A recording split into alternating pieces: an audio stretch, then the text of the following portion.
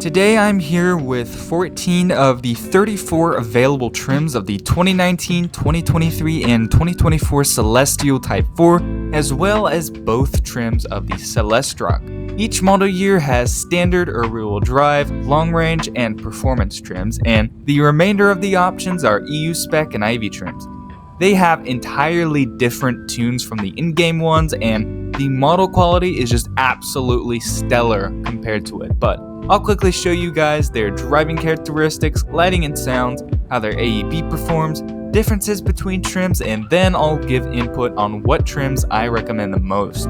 Anyway, here is their straight line acceleration.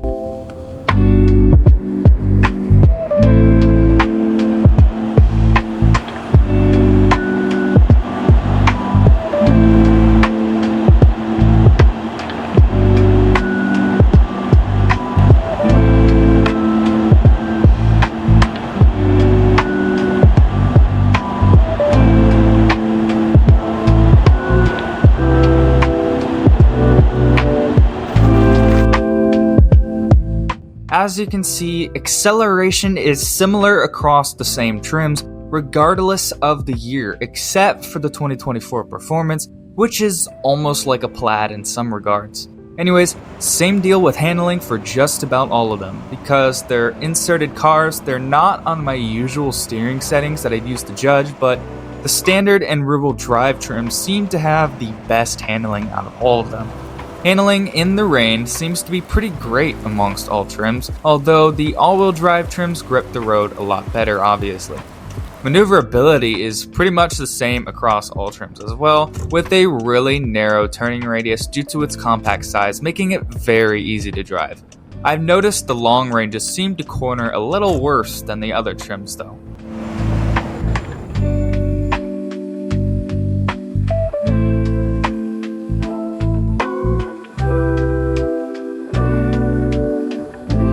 Braking is on instant mode, I'd like to add, but legitimately every single trim stops very quickly regardless. Anyways, now it's time for sounds and lighting, AEB, and then I'll quickly go over the cosmetic differences between the trims.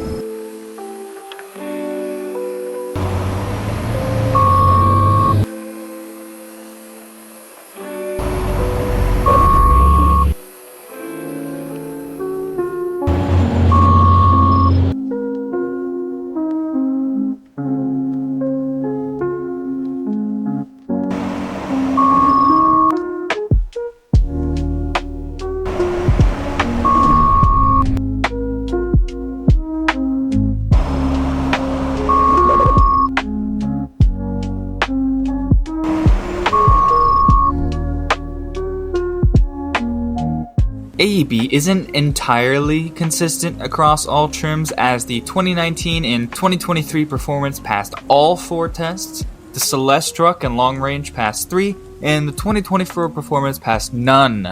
Anyway, thank you to my multiple test dummies, Slowcolt, CCX1XYZ, and Rory. Moving on to the design differences, I want to go over the standard trims first. Now, the biggest difference between the 2019 and 2023 models are the headlights. Besides chrome trim going away on the 2023, the cosmetic differences aren't huge. This blue one is an EU Ivy trim, and it comes with this huge, rather detailed canoe, which is really impressive, but coming around the back, there are no huge differences. But the 2024 has an entirely redesigned front and rear fascia, as well as new headlights and taillights. It still retains the same black trim as the 2023s. And once again, coming over to the long ranges here, besides the Ivy trim with the roof box, there are no exterior differences.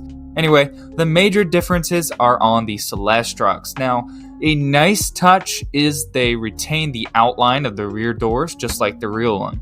Anyway, coming around back, the Ivy trim has a full-on ladder on this rack here, as well as a spare roof box and some skis. They're honestly really neat accessories that elevate it over the base Celestruck. Which, speaking of, the base's bed is completely empty, but it still has the same bed rack with the auxiliary or off-road lights. Anyway, coming over to the performance trims, again, they all share the same cosmetic differences across the years. What sets them apart from the cheaper trims is this tiny black spoiler on the rear, which the red 2023 interestingly doesn't have. Anyway, the 2024s have these fictional 3D plaid stickers on the back, which I found really cool. Something I originally missed when I was recording is this clever little Easter egg on all the mirrors, as you guys can see here. Pretty neat. I wanted to also point out just how different the fictional is compared to the non-fictional. The tune already is a giant improvement, but the model quality of this new one is leagues above it. They're genuinely such good designs, and I think they did an amazing job on this. To all the people that clamored to buy the non-fictional one that's going off sale, you probably won't want to hold on to them when you try the new one out. And speaking of that, now I'll quickly assign ratings to each of the trims that I tested and showcase their known stats. And my ratings for them are here. Keep in mind, a 5 out of 10 is an average rating, so the Model 3 as a whole is an extremely well-made car. The Celestruck will also be worth it, no doubt in my mind. They all drive so well compared to the current one, and the model is overall just 100 times better. Anyway, if you're looking for a decently priced daily driver, I'd go with the long range, and if you're looking for a somewhat cheap, fast EV, the 2024 performance is going to be one of the best options in-game when it arrives. Thank you guys so much for tuning in, and especially thank you to the people that made this video possible. I'll see you guys later. Bye!